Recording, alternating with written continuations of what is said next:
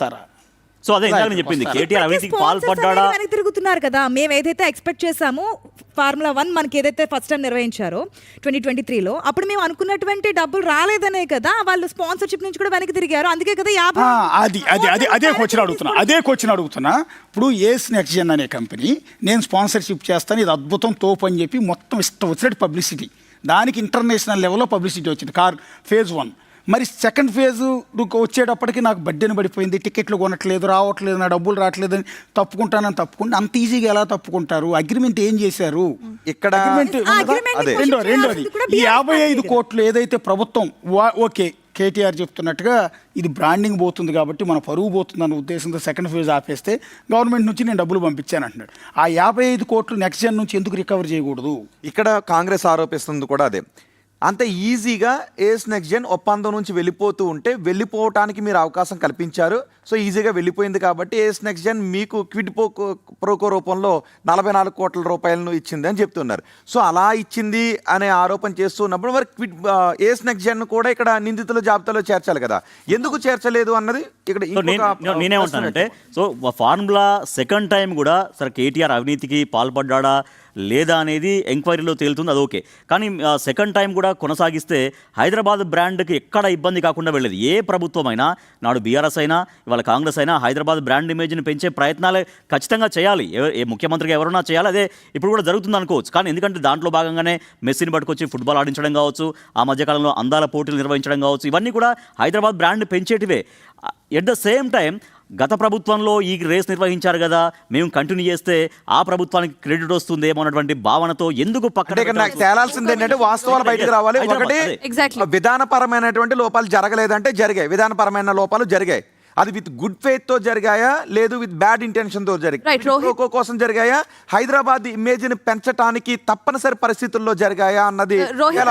BRS కి సంబంధించిన నేతలు ఫైట్ చేస్తుంది అదే విత్ గుడ్ ఫెయిత్ అని ప్రూవ్ చేసుకోవడానికి. మేబీ అందుకే అటు కేటీఆర్ బయటకు వచ్చి ఒక లొటో పీస్ కేసు అని చెప్పిన వ్యాఖ్య కూడా సేమ్ దానికి. అయితే ఇప్పుడు మనం ఏదైతే ఎలక్ట్రల్ బాండ్స్ గురించి మాట్లాడుకున్నాం, వాటి గురించి అసలు ఒకసారి చట్టం ఏం చెప్తుందో చూస్తే సెక్షన్ 713(1)(a) దీని ప్రకారము ఖచ్చితంగా కూడా డైరెక్ట్ నెక్సెస్ అంటే ఎవరి ద్వారా ఎవరికి వెళ్ళాయి అనే లింక్స్ చూపించాలి. ఈ లింక్స్ చూపించడంలో ఇంకా ఎందుకు ఇటు అధికారులు ఫెయిల్ అయ్యారు. ఆల్రెడీ వాళ్ళ దగ్గర ఫైల్స్ ఉన్నాయి. ఏం ఫైల్స్ ఉన్నాయి? MA అండ్ UD ఫైల్స్ వాళ్ళ దగ్గర చాలా క్లియర్గా ఉన్నాయి. ఆ part of it Arvind Kumar ఇచ్చిన స్టేట్మెంట్స్, వాట్సాప్కి సంబంధించిన మెసేజెస్, కేటీఆర్ ఇచ్చిన వర్బల్ స్టేట్మెంట్స్కి సంబంధించిన పూర్తి ప్రూఫ్స్ అండ్ డేటాస్ ఉన్నా ఈ రోజుకి కూడా చార్ట్ షీట్లో ఎవరు లబ్ధి పొందారు, ఎలా వెళ్ళాయి, అసలు నిజంగానే క్విడ్ ప్రో జరిగిందా జరగలేదా అనేది 20 months అయింది FIR నమోదై, అయినా కూడా ఎందుకు బయటికి రావట్లేదు?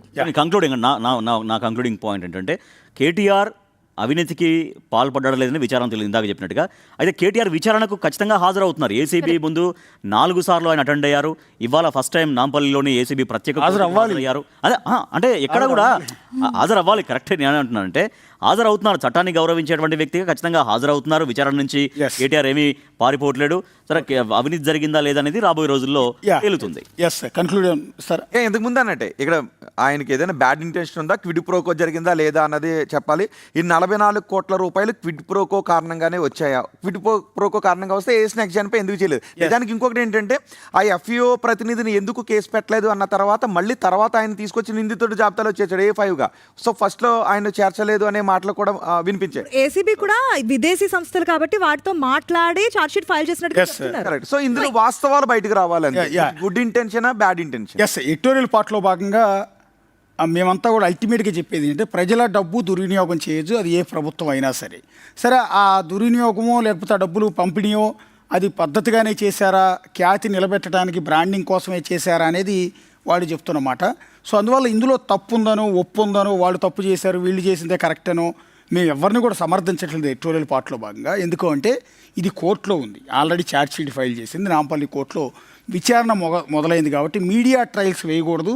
మీడియా ట్రయల్స్లో వాళ్ళదే తప్పు వీళ్ళదే తప్పు అని మేము ఎక్కడ కూడా డిసైడ్ చేయలేము. లొట్ట పీస్ కేసు అని కేటీఆర్ కాన్ఫిడెన్స్తో ఉన్నారు, కాదు చాలా సీరియస్ కేసు అని కాంగ్రెస్ సర్కార్ కూడా అదే రకమైన కాన్ఫిడెన్స్ చూస్తుంది. అల్టిమేట్గా తేల్చాల్సింది నాంపల్లి ఏసీబీ కోర్టు కాబట్టి ఏసీబీ న్యాయస్థానం నుంచి తుది తీర్పు వచ్చే వరకు ఈ పొలిటికల్ రగడ అనేది కొనసాగుతూనే ఉంటుంది. మేము అల్టిమేట్ బాటమ్ లైన్ అయితే ఎక్కడ కూడా ఎవరు తప్పని చెప్పే ఉద్దేశం కూడా మాకు లేదు. ఈ సందర్భంగా ఒక ఎండ్ కార్డు మనకి ఒక క్వశ్చన్ రైజ్ అవుతుంది. ఈ కార్ రేసులో కేటీఆర్